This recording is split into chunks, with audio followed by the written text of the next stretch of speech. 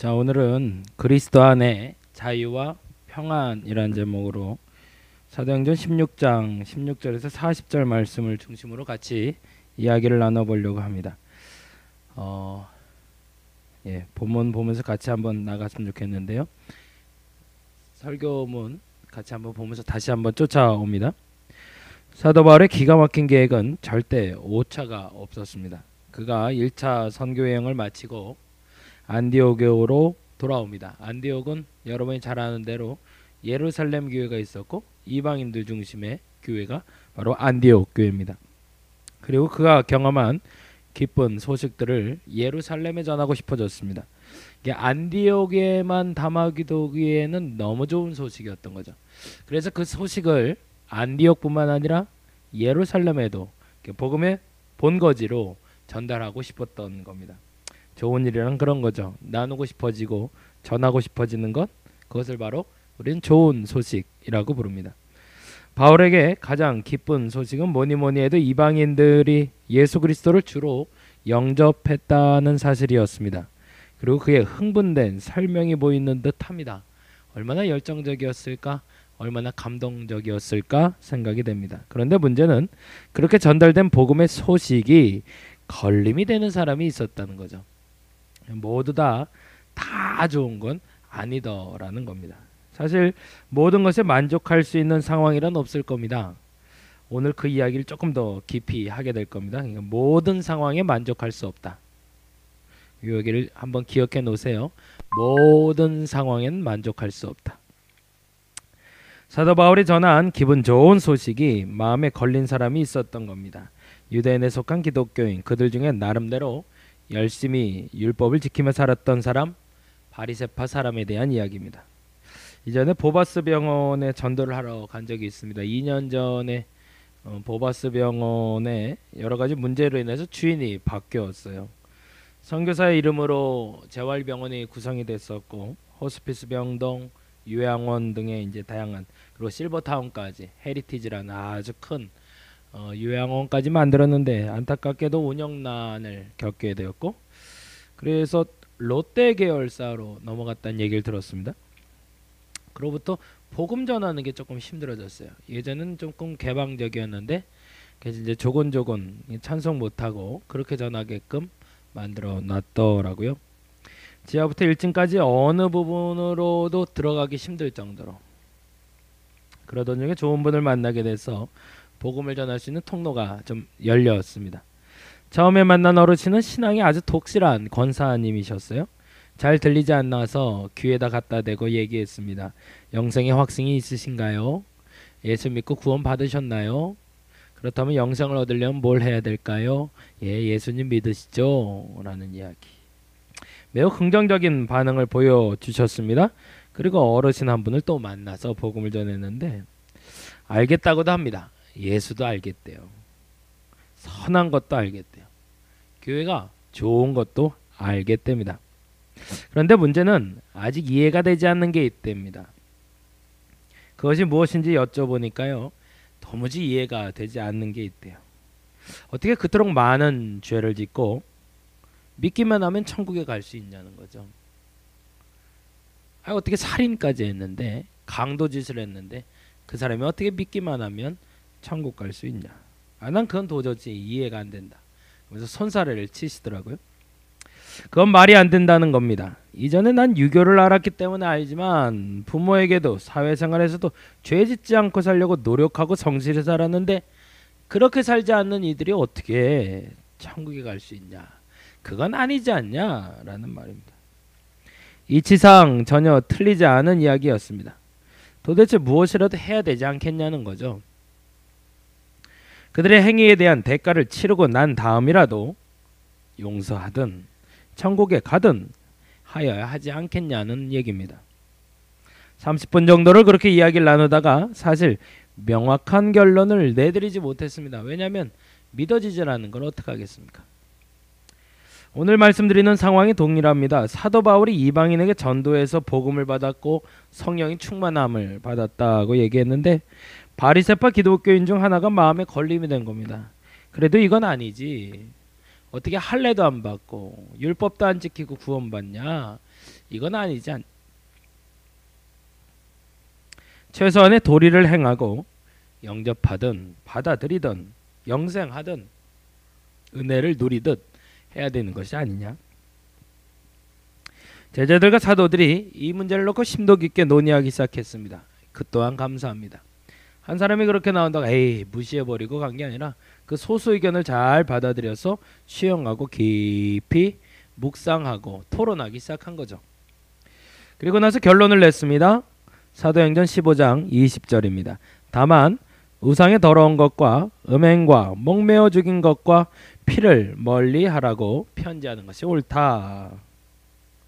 여기에 이제 하나 더 덧붙입니다. 15장 8절에서 11절인데 또 그 마음을 아시는 하나님이 우리에게와 같이 그들에게도 성령을 주어 증언하시고 믿음으로 그들의 마음을 깨끗이 하사 그들이나 우리가 차별하지 아니하셨느니라. 그런데 지금 너희가 어찌하여 하나님을 시험하여 우리 조상과 우리도 능히 매지 못하던 멍에를 제자들의 목에 두려느냐. 그러나 우리는 그들이 우리와 동일하게 주 예수의 은혜로 구원받은 줄을 믿노라 하니라. 이 부분이 중요하죠. 그러나 우리는 그들이 우리와 동일하게 주 예수의 은혜로 구원받는 줄을 믿노라. 두 가지를 조심스럽게 이렇게 접근해 보려고 합니다. 다만 우상의 더러운 것과 음행과 목매어 죽인 것과 피를 멀리하라 라는 말과 그러나 우리는 그들이 우리와 동일하게 주 예수의 은혜로 구원받는 줄을 믿노라 라는 말과 연결해 보려고 하는 겁니다. 사실 그것은 바울과 유대 그리스도인들만의 문제가 아닌 오늘 우리에게 다가오는 심각한 문제이기 때문입니다. 무엇인가를 좀 해야 하지 않는가? 죽었다가 살아나서 부활하신 예수 그리스도만을 믿는 것으로 구원받는 건 너무 억울하지 않은가? 나는 상관없는데 그렇게 죄 지은 사람들은 그렇게 되면 너무 억울한 게 아닌가? 베드로는 당당하게 말합니다. 어찌 우리는 은혜로 구원받은 줄 알면서 그들에게는 멍에를 지게 하느냐? 어찌 우리는 은혜로 구원받은 줄을 알면서 그들에게는 멍에를 지게 하느냐? 그런데 궁금한 건 그들에게 우상의 제물을 멀리하라고 말하는 것이며 그들에게 지침을 제시하고 있다는 겁니다. 마치 무엇을 해야 하다는 것처럼 의도가 담겨 있는 것처럼 보이죠. 그렇다면 유대인들은 지금 하는 대로 해도 되고 예수 그리스도로 말미암아 구원에 이르지만 이방인들은 우상의 제물을 멀리하는 그 무언가를 해야지만 구원을 얻게 되는가? 조금 더 쉽게 말하면 요한복음에서 말한 그 어르신의 말처럼 아니 최소한 죄 있는 자는 그 뭔가는 해야 되지 않겠는가? 라고 말하고 있는 겁니다. 결론으로 말씀드리면 그럴 필요가 없다라는 겁니다. 왜요? 복음은 값없이 주시는 하나님의 선물이니까. 뭘 해서 얻어지는 게 은혜, 천국, 영생이 아니다라는 거죠. 모든 사람에게 주어졌습니다. 어떻게? 값없이 주어진 은혜다. 사실 이방인들에게 금한 것은 행동을 말하는 것이 아니라 그들 마음속에 우상을 제거하라는 겁니다. 하나님만을 섬기라는 선포였던 겁니다. 잘 살펴보시면 알겠지만 우상의 더러운 것과 음행과 목매어 죽인 것과 피를 멀리하라 라는 말은 십계명 제1계명에 있는 나 외에 다른 신을 섬기지 말라라는 선포와 만나고 있는 겁니다. 곧 우상의 제물이란 우상에 접근된 모든 것을 말하는 겁니다. 더러운 것, 음행, 목매어 죽인 것, 피를 멀리하는 것 다 우상과 관련된 건데 이 우상과 관련된 것들을 제거하라. 그래야 하면 너희가 구원을 얻을 수 있다. 곧 너희가 어떤 행위를 해서가 아니라 하나님을 하나님으로 인정하기 시작하면 예수 그리스도를 인정하기 시작하면 이방인도 구원을 얻을 것이다 라고 말하고 있다는 겁니다. 이 말을 기억할 수 있기를 바랍니다. 은혜는 영생은 값없이 주는 선물입니다. 그것에는 어떤 대가가 붙어서는 안 됩니다. 그러면 그건 은혜가 아닙니다. 은혜가 갚을 수 있다면 그건 은혜가 아니라는 겁니다. 어느 미국발 기사에 이런 말이 나왔어요. 사드 배치에 대해서. 한국이 미국의 은혜를 입고도 그 은혜를 모른다라는 표현을 썼더라고요. 은혜를 갚을 수 있다면 그건 은혜가 아닙니다. 은혜는 갚는 것이 아닙니다. 보답한다라는 표현도 뭔가 좀 문제가 있는 표현입니다. 그것은 거래입니다. 무엇인가 받았기 때문에 무엇인가 줘야 되는 건 거래고, 은혜는 그런 게 아닙니다. 부모가 자녀에게 은혜를 베풀었다고 합니다. 부모님의 은혜가 한없이 크다고 얘기합니다. 근데 그 은혜를 갚을 수 있나요? 못 갚습니다. 그건 은혜 아닙니다. 부모가 나에게 대학 갈 때까지 약 3억 원 정도가 들여야 우리나라에선 교육이 맞춰진대요. 그러면 그 3억 원이 들었다고 해서 애가 장성해서 그 3억 원을 갚아야 되는 건가요? 그런 이치로 따지자면 부모의 은혜가 아닌 거죠. 그건 거래죠. 구원의 복음은 모든 사람을 구원하는 복음입니다. 값없이 주시는 은혜라는 겁니다. 이 복음의 소식과 확정을 지은 바울은 예루살렘 종교회를 마치고 빌립보로 가게 됩니다. 우상에 대한 이야기로 정리가 된 거죠. 그리고 2차 전도 여행이라 불리우는 전도의 시작을 하게 됩니다. 그곳에서 바울은 자주장사 루디아를 만납니다. 근데 동기가 아주 단순했습니다. 그를 전도하고자 하는 목적이 아니었습니다. 성경에 보니까 바울은 기도를 하고 싶었고, 그때 때마침 루디아를 만나 기도하는 곳이 어디냐라고 물었더니 당신이 기도하는 사람이냐? 그러면 나에게 뭐 좀 알려줘라 라고 얘기해서 복음을 전했던 것이 오히려 복음을 받아들여 예수를 영접하는 계기가 돼서 하루를 유숙하게 만듭니다. 근데 그렇게 만난 루디아로 인해서 기도하는 곳을 찾던 바울의 마음이 달라진 건 아니었습니다. 또 기도하는 곳을 찾아 떠납니다. 그리고 다음날 바울은 루디아를 떠나 기도하는 곳을 찾아갑니다. 그러던 중에 귀신 들린 여자아이를 만납니다. 그런데 스쳐가고 싶은데 그 여자아이가 자꾸 외칩니다. 뭐라고 외치냐면, 이 사람들은 지극히 높은 하나님의 종으로서 구원의 길을 너희에게 전하는 자다. 틀린가요? 맞나요? 맞는 말이죠. 지극히 높은 하나님의 종으로 구원의 길을 너희에게 전하는 것이다. 근데 문제는 틀린 말은 아닌데 여러 날 뒤쫓아오며 하는 그 행동이 바울을 괴롭게 했다는 겁니다. 그러자 바울은 귀신에게 명하여 그에게 즉시 나오라고 선포합니다. 그 여자애에게 뭐라고 한 게 아니라 귀신에게 말합니다. 좀 나가라. 너 때문에 그 아이도 괴롭고 나도 괴로우니 너 나가라 라고 얘기했다는 거죠. 그러자 귀신 들린 여자아이 몸에서 귀신이 나오게 되고 여자아이는 온전해집니다. 빌립보 교회 두 번째 교인이 되는 겁니다. 근데 문제는 거기서 출발을 해요. 내가 기도하는 곳으로 난 가고 싶은데 발목을 잡혔어요. 루디아 때문에 발목을 잡혔고 지금 귀신 들린 여자아이 때문에 발목을 잡혔는데, 이 귀신 들린 여자아이를 통해 점치던 주인들이 이렇게 얘기하고 있습니다. 주인들이라고 얘기하고 있습니다. 주인들. 아마도 이 여자아이가 꽤 점을 잘 친 것 같고, 그로 인해 하나 둘이 아닌 여러 사람이 이 여자아이의 점치는 것 때문에 좀 득을 많이 봤던 것 같습니다. 그런데 문제가 발생한 겁니다. 여자의 몸에 귀신이 나갔으니 더 이상 점을 칠 수 없어진 겁니다. 이에 분노한 주인들이라고 나옵니다. 바울과 이 일행에 대해서 비방하기 시작하고 결국 성경에 보니까 그들을 심히 때리고 옥에 가두게 됩니다. 좋은 일 했는데 수모를 당한 거죠. 마치 예수께서 귀신 들린 사람을 고치시고 돼지떼가 몰살하자 그들의 수입원이 끊긴 거라며 거라사 주민들이 예수를 떠나기를 강구했던 것처럼 지금 이 여종의 주인들이 동일한 행동을 취하고 있는 겁니다. 아직 무엇이 소중한지 모르기 때문입니다. 무엇을 잃고 무엇을 얻는 것이 참된 복인지를 모르는 거죠. 한 사람이 구원을 받는 것과 돼지떼의 몰살과 두 가지를 비교해 본다는 것이 감히 불가능하지만 무엇이 더 귀한 건가요? 한 생명이 온전해지는 것, 돼지떼? 한 여자아이가 온전해지는 것, 주인들의 분노, 이득? 만일에 이 여자아이가 나의 자녀였다면 입장은 조금 달라졌을 겁니다. 그들은 거래의 대상으로 여겼기 때문에, 그리고 나와 상관없는 사람이기 때문에 거라사 귀신 들린 남자의 회복이 불만스러웠던 것이고, 이득을 볼 수 없었기 때문에 그 여자아이가 온전하게 된 것이 그들에겐 분노를 일으키는 계기가 됐다는 겁니다. 뭐가 더 중요한 걸까요? 무엇이 더 중요한디라는 말을 쓰는데 여러분 뭐가 더 중요하세요? 아이가 만일 병이 걸렸는데 그 아이의 병을 낫게 하려고 한 2천만 원? 아니 2억이 있으면 이 아이의 병을 고칠 수 있다. 완벽하게. 그럼 여러분 어떻게 하십니까? 2억이 없으면 애는 죽어야겠다 생각하시나요? 아니죠.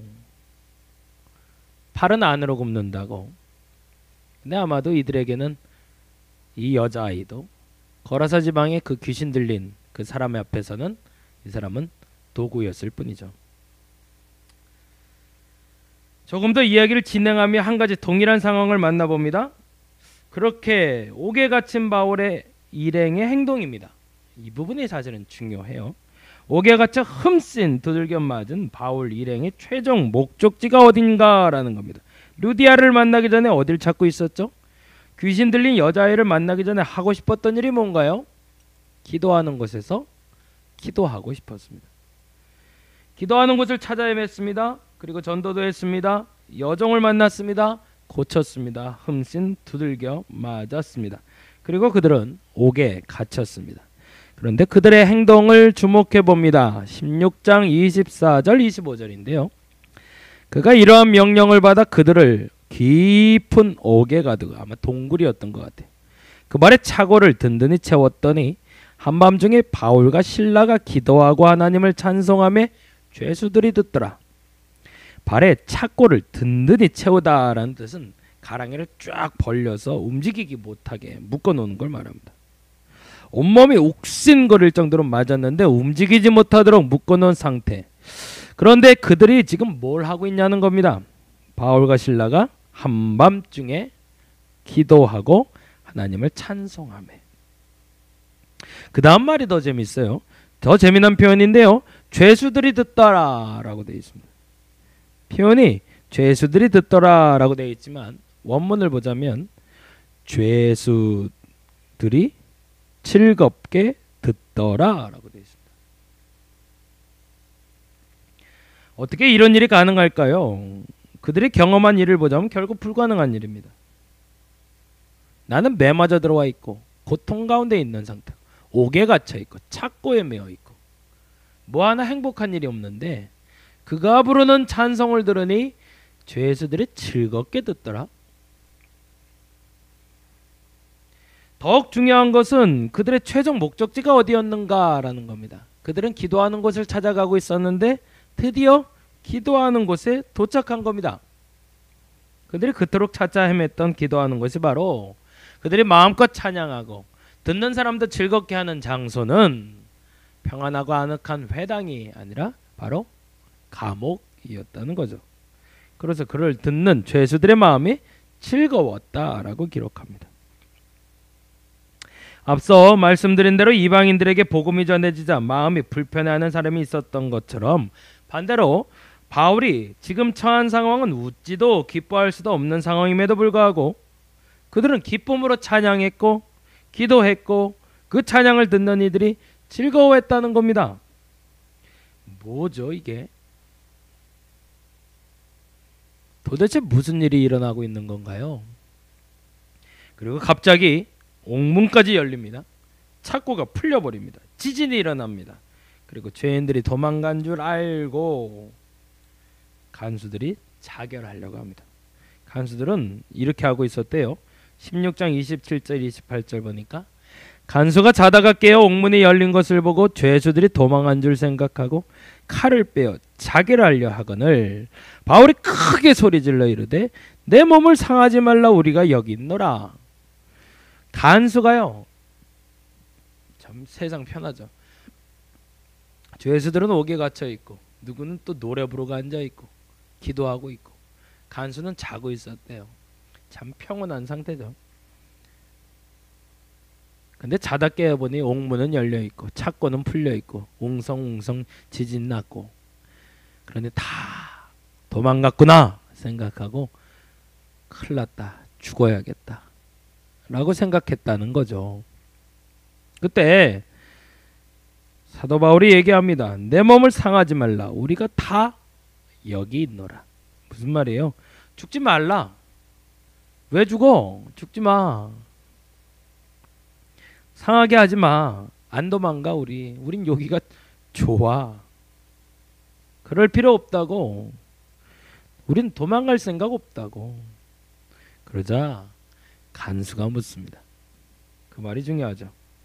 16장 29절에서 30절 사도행전. 간수가 등불을 달라고 하며 뛰어들어가 무서워 떨며 벌벌 떨며 바울과 실라 앞에 엎드리고 그들을 데리고 나가 이르되 선생들이요. 랍비어라는 겁니다. 랍비어. 스승을 얘기합니다. 스승. 내가 어떻게 하여야 구원을 받으리까? 이 고백이 멋진 고백이죠. 도대체 당신들 뭐야? 라는 뜻이죠. 어떻게 그 상황에서 노래를 부를 수 있고 어떻게 이렇게 자유로운 삶을 살 수 있는 거지? 당신들 도대체 뭐야? 이런 상황에서 자유와 평화를 경험하는 당신들은 누구냐는 겁니다. 도대체 그런 자유함과 그런 평화와 여유는 어디서 나오는 것이냐? 그리고 바울은 아주 천연덕스럽게 다음과 같이 이야기합니다. 16장 31절. 저와 여러분이 너무 잘 아는 본문이죠. 한번 보시기 바랍니다. 주 예수를 믿으라. 그리하면 너와 내 집이 구원을 받으리라. 아멘. 진정한 자유를 누리고 평안을 지키는 방법이 따로 있는 게 아니다. 예수 그리스도를 믿으라. 상황 어려울 수도 있지. 다 만족스럽지 않지. 이방인들이 복음을 받아들이는 것 때문에 불편할 수 있지. 그러나 모든 사람의 은혜는 값없이 주는 것이니 이방인들도 우상을 제할 수 있다면 그들의 마음속에 복음이 들어간다면 예수 믿을 수 있지. 그들의 마음속에 예수가 심겨진다면 구원받을 수 있지. 여자, 아이가 귀신이 떠나면 예수 믿을 수 있지. 루디아, 자주장사가 복음을 만나면 예수 믿을 수 있지. 라고 이야기하는 겁니다. 보다 정확히는 나는 죄수의 몸이 됐고 착고에 매어 있고 고통스럽고 아픈 상황이지만 너희들에게 흠씬 두들겨 맞고 이 자리에 앉아 있지만 내 마음이 평안하고 내 마음이 기쁜 것은 예수 때문이다. 그러니 너도 예수 그리스도를 믿으라 라고 전하고 있는 겁니다. 다시요. 진정한 자유를 누리고 평안을 누리는 방법은 예수 그리스도 안에 거하는 겁니다. 그분을 인격적으로 경험하며 오늘의 복음의 선포처럼 주 예수를 믿으시기 바랍니다. 이 말이 확 와닿았으면 좋겠는데요. 이걸 어떻게 전해야 여러분이 확 와닿나요? 진짜 믿으시기 바랍니다. 그분이 여러분을 구원하셨습니다. 지금도 구원하십니다. 그러면 자유가 있습니다. 평안이 있습니다. 기쁨이 있습니다. 바울은 그 사실을 알았습니다. 그래서 옥에서도 즐겁고 듣는 이도 즐겁게 듣게 만들어 버렸습니다. 듣다가 간수들은 잠들게 만들어 버렸습니다. 그리고 말합니다. 그리하면 너와 내 집이 구원을 얻으리라. 그렇게 빌립보의 세 번째 교인이 탄생하게 됩니다. 저와 여러분의 가정에 이 구원이 임하기를 간절히 바랍니다. 오늘 그 복음의 말씀이 여러분의 삶에 실천되기를 간절히 소망합니다. 진정한 자유, 평화는 오직 그리스도 안에서 가능합니다. 상황을 넘어서는 믿음, 상황과 불문한 믿음. 왜요? 구원은 그렇게 오는 거니까. 그리고 그 구원을 누리는 것이 우리니까. 그래서 그 상황에 접목돼서 상황에 따른 믿음이 아니라 상황 불문한 믿음이 생기는 게 바로 그리스도가 주신 자유니까. 그래서 오늘 본문의 말씀처럼 그리스도 안에 자유와 평안이 저와 여러분에게 있기를 간절히 바랍니다. 1950년 6월 25일 이 나라는 두 동강이 나고 서로 다툼이 있었고 아픔이 있었고 그래서 지금도 67년째 따로 지내고 있습니다. 그날이 바로 오늘 67년째 되는 6월 25일입니다. 어려울 때죠. 힘들 때죠. 그리고 지금도 또 반목 중에 있습니다.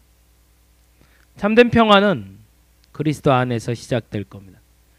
저와 여러분이 알고 있는 그 그리스도의 복음이 저 북녘 땅에 전해지기를 간절히 바랍니다. 그리고 그 그리스도의 복음으로 말미암아 합일되는 우리가 되기를 간절히 바랍니다. 상황이 안 된다? 거짓말입니다. 상황 때문에 문제다? 거짓말입니다. 그러면 아직 복음을 받아들인 것이 아닙니다. 그 상황을 넘어서서 그 상황의 핑계가 아니라 오직 예수 그리스도로 말미암아 주시는 참된 자유와 평안이 저와 여러분에게 그리고 저 북녘 땅의 동포에게 임할 수 있기를 간절히 바랍니다.